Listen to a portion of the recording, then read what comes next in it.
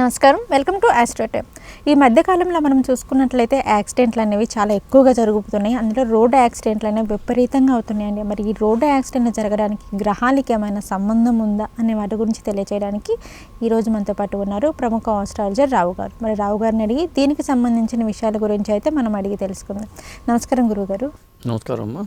గురువుగారు, మనం ఈ నెలలో చూసుకున్నట్లయితే దగ్గరగా ఒక 10 రోడ్ యాక్సిడెంట్లు జరుగుంటాయి గురువుగారు. అటు ఫ్లైట్ కానీ, రైళ్ళు కానీ, బస్సెస్ కానీ, చిన్న వెహికల్స్, 2 వీలర్ 4 వీలర్స్ ఇట్లా ఘోరంగా యాక్సిడెంట్లు జరిగినాయి. అలాగే చాలామంది చనిపోయారు కూడా.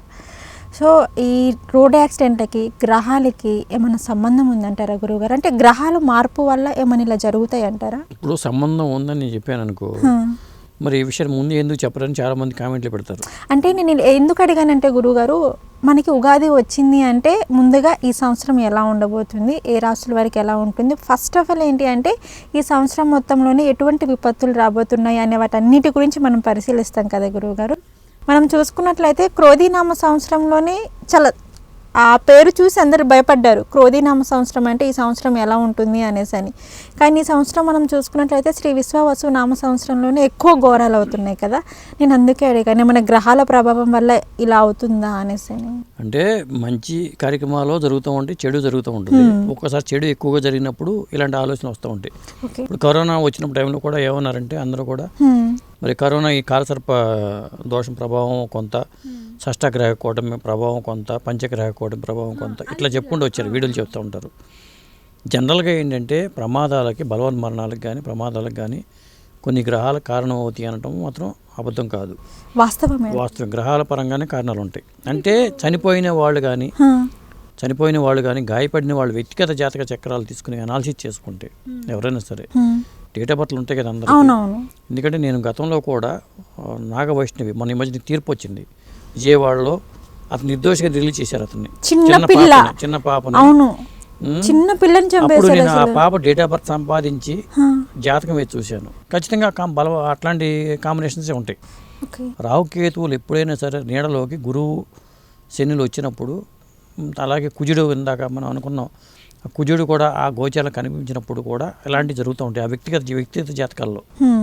అంటే ఓవరాల్ జాతకం చెప్పట్లా, వ్యక్తిగతంగా ప్రతి మనిషి జాతకాన్ని మీరు ప్రమాదంలో చనిపోయిన వాళ్ళ జాతకాలు తీసుకుంటే, చక్రాలు తీసుకుంటే ఖచ్చితంగా ఆ కాంబినేషన్ ఉంటాయి. నేను చాలా ప్రమాదాల అనాలిసిస్ రాజశేఖర రెడ్డి జీవితం చనిపోయినప్పుడు చేశా. అలాగే గ్రహణం మొర్రి అదేం పని చేయదు, ఇదంతా బోటకం అని చెప్తూ ఉంటారు కదా.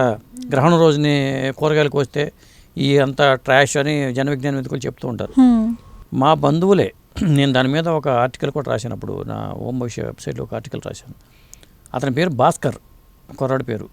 సంపూర్ణ సూర్యగ్రహణం పట్టిన టైంలో అతను వాళ్ళ అమ్మగారు కడుపులో ఉన్నాడు. వాళ్ళ అమ్మగారు కూరగాయలు కోసింది. సంపూర్ణ సూర్యగ్రహణం వచ్చి పగలే చీకటి అయిపోయి పక్షులు గూట్లకి వెళ్ళిపోయే టైం వచ్చింది. ఆ టైంలో వాళ్ళ అమ్మ కడుపులో ఉన్నాడు అతను. వాళ్ళమ్మ కూరగాయలు కోయటం ఇవన్నీ చేయటంతో గ్రహణం మొరుతూ పుట్టాడు ఆ కుర్రాడు. ఒకడే కొడుకు, తర్వాత పిల్లలు కూడా పుట్టలేదు. ఒకడే కొడుకు కావడంతో వాళ్ళు ఏంటంటే గ్రహణం మొర్రి ఆపరేషన్ చేయించి ఇవన్నీ ఇప్పుడు ఉంటుంది కదా, వికారంగా ఉంటుంది కదా, కొంత సెట్ చేయించేశారు వాళ్ళు. ఆ కుర్రాడు వాళ్ళ నాన్నగారు వాళ్ళ అమ్మగారు బాగా సంపాదించారు. ఇక్కడ ఆస్తులుండి, ఒకటిపల్లి ఉన్న ఆస్తులుండి, బోర్డు ఆస్తులు సంపాదించారు. కుర్రాడికి పెళ్లి కూడా సెట్ అయింది. బంధువుల అమ్మాయితోనే పెళ్లి చేసుకున్నారు. అతను ఐసిఐసిఐ బ్యాంక్లో ఇంజనీరింగ్ చదువుకున్నాడు, జాబ్ వచ్చింది. అతను విజయవాడలో ఉన్నాడు అప్పుడు. ఒకరోజు ఇట్లాగే నేను ఈనాడులో పనిచేస్తున్నప్పుడే సంపూర్ణ సూర్యగ్రహణం ఏర్పడింది. అది పుష్యమి నక్షత్రంలో గ్రహణం ఏర్పడింది. నాది పుష్యమి నక్షత్రం కాబట్టి నేను ఆ గ్రహణ టైంలో నేను డ్యూటీకి వెళ్ళకూడదని ఉద్దేశం సెలవు పెట్టి మరి ఇంట్లో కూర్చున్నా మెడిటేషన్ చేసుకుంటూ. అంటే మన నక్షత్రంలోని గ్రహణం ఏర్పడితే ఆ రోజు మనం బయటకు వెళ్ళకూడదు గురువు గారు? అది కొద్దిగా ఉండాలి, వెళ్ళకపోవడం బెటర్, ఎఫెక్ట్గా ఉంటుంది. ఇప్పుడు గ్రహణం మురి రోజుని అతను వాళ్ళ అమ్మగారు చేయటం వల్ల కదా గ్రహణం మురితో పుట్టాడు. అవును. ఆ తర్వాత మరి అతను పెళ్లి సెట్ అయింది. పెళ్లి ఇంకా 4 రోజులు ఉందనగా విజయవాడలో జాబ్ చేసేవాడు. నేనేమో ఇంట్లో మెడిటేషన్ చేసి కూర్చుంటే ఫోన్ వచ్చింది, ఇలా భాస్కర్ చనిపోయాడు, గ్రహణం యాక్సిడెంట్ అయ్యి. గ్రహణం వదిలే లోపు సాయంత్రం పూట జరిగింది గ్రహణం. అతను గుంటూరు నుంచి ఇక్కడ వెళ్తున్నాడట, ఆగున్న లారీని కొట్టి స్పాట్లో చనిపోయాడు అతను. గ్రహణం వదిలే లోపు, గ్రహణం పట్టిన టైంలోనే గ్రహణం పట్టింది, అది వదిలేసే లోపు చనిపోయారు. అతని వివరాలు కూడా నా దగ్గర ఉన్నాయి. అతని మీద పూర్తిగా వీడియో చేద్దాం, జాతకం అనాలిసిస్ చేసుకుంటే. ఇలా ప్రమాదాలకి ప్రధానంగా కారణం ఏంటంటే ఆ గ్రహాల మూమెంట్స్ ఎక్కడెక్కడ ఉంటుంది, వ్యక్తిగత జాతకాల గ్రహాలు ఎలా ఉన్నాయి, గోచారంలో గ్రహాలు ఎక్కడ ఉన్నాయి, ఇవన్నీ చూసుకోవాలి ఎప్పుడు కూడా. అది గురుగారు ప్రమాదాలకి కారణమైన గ్రహాలు ఉంటాయంటారా? అదే చెప్పేది, రావుకేతులు ఒకటి, కర్మకారకుడు శని. ఎందుకంటే కర్మ ఎండ్ అయితే ఒక రకమైన ఫలితాలు వస్తాయి. కర్మ ఉంటే ఒక రకమైన కర్మ ఎండ్ అవడం. జీవకారుడు గురువు, కుజుడు బ్లడ్ రక్తం అనమాట. కుజుడు అంటే రక్తం. ఈ గ్రహాల కాంబినేషన్స్ అనేది చాలా కీలకం. ఇప్పుడు ఎక్కడున్నాయి అనుకుంటే చూసుకుంటే గురువు కర్కట రాశిలోకి వచ్చాడు మొన్ననే. రాహుకేతువులు గోచారంలో ఎక్కడున్నారో, కేతువేమో సింహరాశిలో ఉన్నాడు, రాహువేమో కుంభరాశిలో ఉన్నాడు. తర్వాత కుజుడు వచ్చి మేషరాశిలో సొంత ఇంట్లోకి వచ్చాడు. ఓకే. కానీ ఆ కుజుడికి అక్కడ మీనంలో ఉన్న శని కనెక్షన్స్తో కనెక్ట్ అయి ఉన్నాడు. ఆ కుజుడికి మరి కర్కాటకంలో ఉన్న గురువుతో కనెక్షన్ 159 కాంబినేషన్ కనెక్షన్స్ అయి ఉన్నాడు. ఇప్పుడు చాలామంది జాతకాలలో చూసుకుంటే అలాగే రవి శుక్రుడు తులారాశిలో ఉన్నారు. ఇంకా చంద్రుడు వచ్చేసరికి వృషభ రాశిలో ఉన్నాడు. ఈ రోజు ప్రహారం చూసి చంద్రుడు వృషభ రాశిలో ఉన్నాడు. ఈ రోజు సాధారణంగా ఏంటంటే చాలా మంది జాతకాలు చూసుకుంటే ప్రమాదాల్లో, ప్రయాణాల్లో జరిగే ప్రమాదాలకి అవును ప్రయాణానికి ఒక గ్రహం కారణం అవ్వాలి కదా. ఖచ్చితంగా. అదే గ్రహం అంటే మూన్ అంటే మూవ్ చేస్తాడు చంద్రుడు. ఇప్పుడు జాతకంలో గురువు ఉన్న చోటికి, గురువు ఉన్న 2వ రాశిలో కానీ 11వ రాశిలో కానీ చంద్రుడికి ఉంటే నడుస్తుంటే గోచారంలో చంద్రుడు వచ్చాడంటే ప్రయాణం పెడతాడు. మీరు ప్రయాణం చేయాల్సి ఉంది. ప్రయాణం చేస్తారు కంపల్సరీగా. నేను చాలాసార్లు చూశాను. నేను అనుకోకుండా జాతకాలు చూడను జనరల్గా. నేను ఒక ప్రయాణం పెట్టుకున్నాను అనుకో, ఈ టైంలో చంద్రుడు ఎక్కడ ఉన్నాడని చూసుకుంటా. ఓకే. ఆ కనెక్షన్ గురువుకి వస్తుంది, వచ్చినప్పుడే ప్రయాణం వస్తుంది. కాబట్టి ఖచ్చితంగా గ్రహాల కాంబినేషన్స్ ప్రభావం 9 గ్రహాలు కూడా చాలా కీలక పాత్ర పోషిస్తూ ఉంటాయి. ఇప్పుడున్న చెప్పే కదా, గురువు కర్కాటక రాశిలో ఉన్నాడు, మీన రాశిలోనేమో శని ఉన్నాడు, రవిను శుక్రుడేమో తులారాశిలో ఉన్నారు, మరి కుజుడును బుధుడేమో, ఇక్కడ బుధుడు ఏంటంటే శత్రుగ్రహం. అతను బుధుడికి చెప్పాలంటే శత్రువుతో ఉన్నాడు, అక్కడ కుజుడితో ఉన్నాడు. కుజుడు మన బుర్ర కూడా పనిచేయి, తెలివితేటలు కూడా పనిచేయవి ఇలాంటప్పుడు. ఒక్కోసారి బుధుడు అంటే బుద్ధిజీవి. బుధుడు కుజుడితో ఉన్నప్పుడు బుధుడికి కుజుడికి పడదు, పెద్ద శత్రువులు వాళ్ళు. ఇలాంటి కాంబినేషన్లే ఉంటాయి. నేను చెప్పేది ఏంటంటే ఎవరైనా సరే జ్యోతిషం నమ్మను అనేవాళ్ళు చనిపోయిన వాళ్ళ వ్యక్తిగత జాతకాలు తీసుకొని ఒక్కసారి చార్ట్ వేసుకుని అనాలిసిస్ చేసుకుంటే ఎందుకు చనిపోయారు, ఎలా జరిగింది అనేది అర్థమవుతుంది. చాలా వరకు బలవన మరణాలు చేసేవాళ్ళు కూడా ఆత్మహత్యలు ఉంటాయి. ఆత్మహత్యలు చేసుకునే వాళ్ళు కాంబినేషన్ జాతకాలు చూసుకుంటే, లేదా సైకాట్రిస్ట్ దగ్గరికి వెళ్ళే వాళ్ళని చూసుకుంటే, కుజుడు రాహువు చంద్రుడు. కుజుడు నిప్పు, చంద్రుడు అంటే నీరు నిప్పు కలిసి ఉంటే అక్కడ రాహు కూడా కలిసాడనుకో, వాళ్ళు వ్యావరింగ్ మైండ్తో ఉంటారు, చంచలమైన మనస్తత్వంతో ఉంటారు, ఎప్పుడు ఏదో ఆలోచిస్తూ ఉంటారు, మనసు ఎక్కడో, మన మైండ్ ఎక్కడో ఉంటుంది, ఇలా ఉంటారు. ఎక్కువ మంది సైకాట్రిస్టుల దగ్గర సంప్రదించిన డాక్టర్ దగ్గరికి వెళ్ళిన వాళ్ళు జాతకాలు తీసుకుంటే ఏదో సమస్య, మానసిక ప్రాబ్లంతో, డిప్రెషన్తోనో సైకాట్రిస్ట్ని సంప్రదించాల్సి వస్తుంది. అలా తీసుకున్నప్పుడు ఏమవుతుందంటే వాళ్ళ జాతకాల్లో చూసుకుంటే ఈ కాంబినేషన్స్ ఉంటాయి. ఈ కాంబినేషన్లో కుజుడు శత్రువు ఇంట్లో ఉండటమో, చంద్రుడు శత్రువు ఇంట్లో ఉండటమో, లేదా రాహు, ఈ 3 గ్రహాలు కూడా సరైన రాసులు లేకపోవడం జరుగుతుంది. ఇది ఖచ్చితమైనగా జరిగేదే. ఎందుకంటే మనకి డాక్టర్ దగ్గరికి వెళ్ళిన వాళ్ళ జాతకాలు తీసుకొచ్చి చూసుకున్నా మీరు అనాలిసిస్ చేస్తే ఆ కాంబినేషన్ కనిపిస్తుంది. ఓకే గురుగారు, మీరు చెప్పారు కదా సూసైడ్ చేసుకునే వాళ్ళకి వచ్చేసి యాక్సిడెంట్లో చనిపోయిన వాళ్ళకి ఇట్లాంటి గ్రహాల కలయికలు ఇలా జరుగుతాయి అన్నారు కదా. నీరు నిప్పు కలిస్తే ఏమవుద్ది, సంఘర్షణ జరుగుతూ ఉంటుంది. ఇది తట్టుకోలేరు వాళ్ళు. ఇక మనకి కష్టాలు వచ్చేసినాయి, మనం భరించలేము, ఈ వేస్ట్, అక్కడ ఆవేశంగా నిర్ణయం తీసుకుంటారు.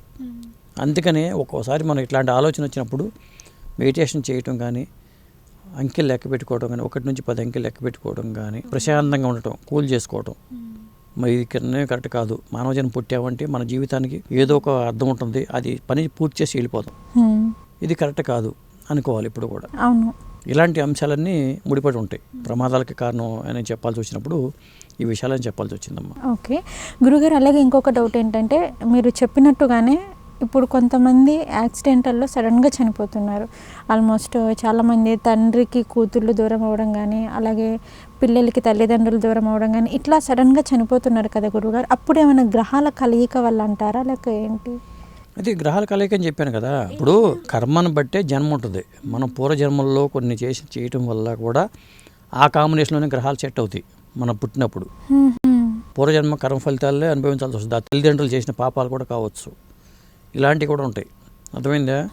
ఇప్పుడు మన పితృరుణం దేవరుణం అని చెప్తాం కదా. అంటే ఇప్పుడు మనం పుట్టేటప్పుడు మన పూర్వజన్మ కర్మఫలం ఉంటుంది కదా గురువుగారు, అది అనేది ఇందులో యాడ్ అవుతుంది. కర్మలు, ఆగామి కర్మలు, ప్రారంభ కర్మలు, కర్మలు 3 రకాలుగా ఉంటాయి. కర్మ సిద్ధాంతం తెచ్చుకుంటే అవన్నీ ఉంటాయి. ఇప్పుడు ఉదాహరణకి ఏంటంటే మొన్న 3 అక్కా చెల్లెళ్ళు చనిపోయారు బస్సు ప్రమాదంలో అనుకున్నాం. ఆ 3 అక్కా చెల్లెళ్ళ జాతకాలు తీసుకొచ్చి అనాలిసిస్ చేసినా మనకి కొంత విషయం తెలుస్తుంది. ఆ రీసెర్చ్ జరగట్లా.